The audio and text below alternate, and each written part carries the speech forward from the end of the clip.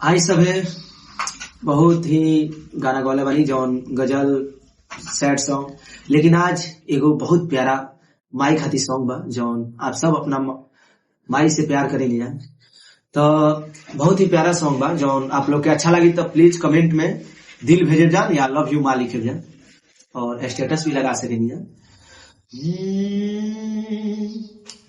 कि अचरा छोड़ी चल कहाँ दिहले इतना दूर रे माई, अब के बाबुआ बाबुआ कही के हमके पास बुलाई कि तोरा बिना जी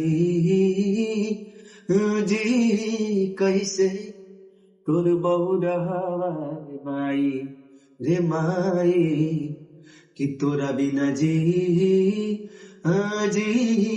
कैसे तोर बहुरा रे माई रे माई।